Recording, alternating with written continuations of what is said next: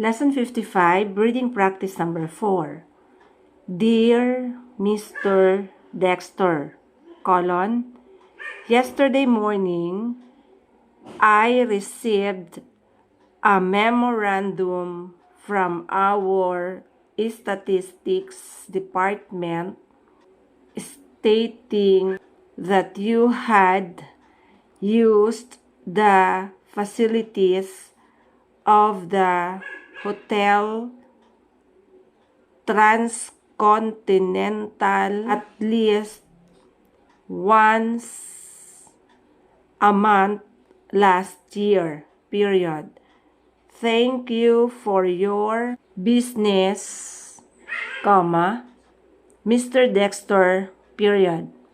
We hope that you enjoyed yourself on each of your visits, paragraph. While you have used our facilities frequently, you have never submitted to us an application for one of our executive credit cards, period.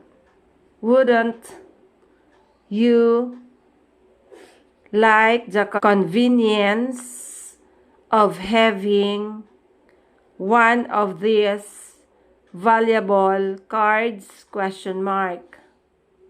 We will be exceedingly glad to issue one to you, period. We want you to be able to take advantage of every privilege and service we offer, paragraph. A convenient application form and a stamped envelope are enclosed, period. Sincerely yours, Reading practice number 5. Dear Captain Turner, Friday, November 12, is a day that has a special significance to us here at the Empire Photography Institute, period. It marks the 10th anniversary of our opening, paragraph. On this anniversary, we want particularly to express our gratitude to you and thousands like you who contributed to our development and prosperity by giving us the privilege of serving your photographic requirements, period. When we opened our doors to the general public 10 years ago, we never dreamed we would progress and expand so rapidly in so short a period of time, paragraph. We genuinely appreciate your friendship, your loyalty, and your business, period.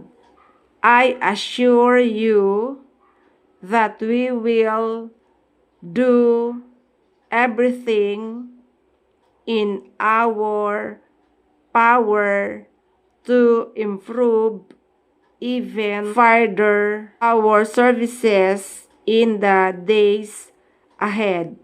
Period. Sincerely yours, comma. Reading practice number 6.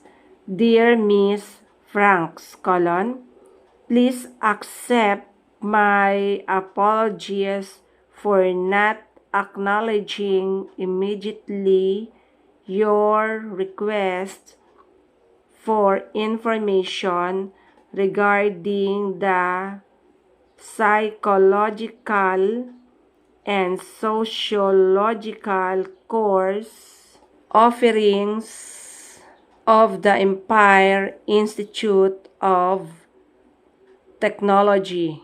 Paragraph. These subjects are regularly taught by Dr. Harold Cummings, one of the world's most widely recognized psychologists. Period. If you enroll as a part-time student,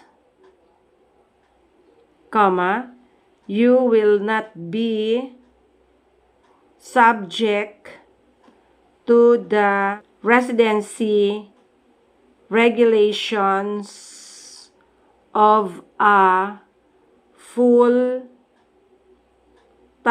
student. Period. As you will see on page 18 of the enclosed catalog, a candidate must have a high school diploma or its equivalent to enter Dr. Cummings courses. Period. When you apply for these courses, you should bring along a transcript of your scholastic records. Paragraph. If you have any further questions about our offerings after you have studied the catalog, please call me, Miss Franks. Period. Sincerely yours, Reading practice number 7. Dear Mrs. Ward, several weeks ago, our organization ran an advertisement for 3 days in your newspaper. Period. The object of this advertisement was to fill several openings we had that involved selling our manufactured goods to government agencies. Paragraph. The response in terms of both quantity and quality was exceedingly satisfying. Period. We received scores of impressive application. Period. More important, in our opinion, was the fact that almost everyone prospects was a person of high character, integrity, and ability. Paragraph. Thanks to your efficiency, our experience with our advertising in your newspaper has been very successful. Period. Consequently, we will not have to run any more ads at this time. Paragraph. when we require competent people in the future, comma, you may be sure, comma, Mrs. Worth, comma, that we will use the columns of your publication. Period. Sincerely yours, comma. Reading practice number 8. Dear Mr. Samuels, colon, at the International Bank, we have more than 700 responsible men and women who are technical specialists serving exporters and importers. Paragraph. In addition, comma, we have over 500 experienced, efficient correspondents throughout the world who work hard to furnish answers to your inquiries fully and speedily, comma, usually in 48 hours, period. Why not put our experts to the test, period.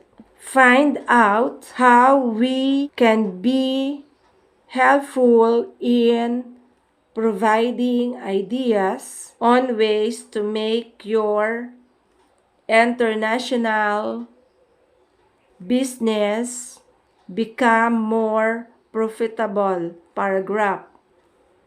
Stop in soon and speak with one of our officers, period.